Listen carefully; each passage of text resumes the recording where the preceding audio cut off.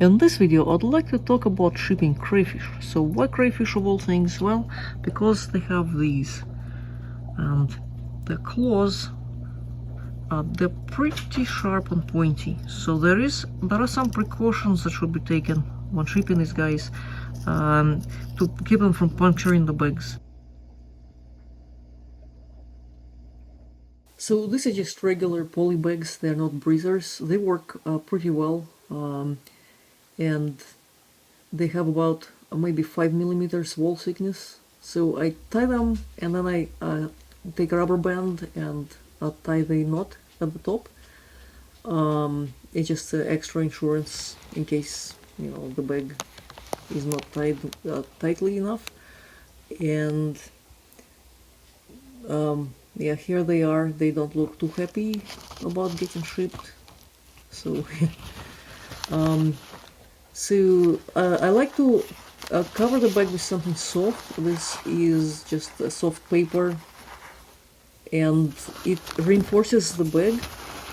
And I also like to line the inside of the box with an extra poly bag, just a regular garbage bag. And I like to attach live animal labels, because this way the packages get special treatment.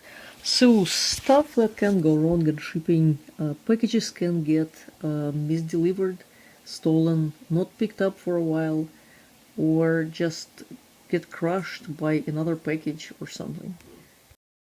So here is an example of a package that's delivered normally. So it ships from San Bruno, is delivered in Nevada, everything is fine.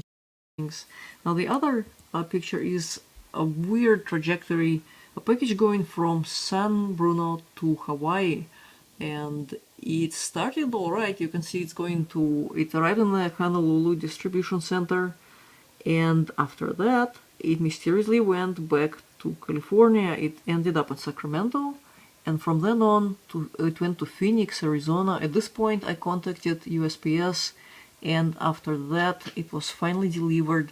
So the total transit time took about 6 days, and fortunately all the snails, these were giant Columbian ram's horns, they all made it, fortunately, this time.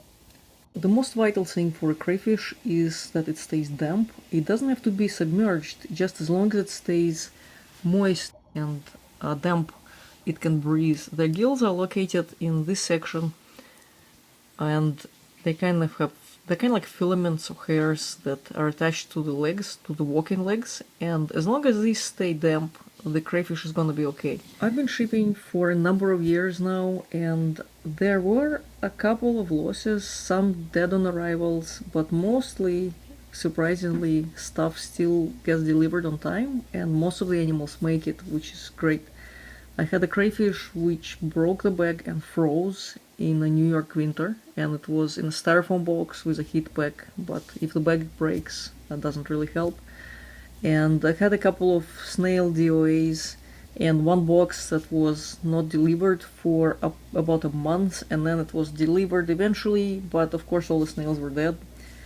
And so there are a couple of mishaps that happened, but statistically pretty good, pretty low.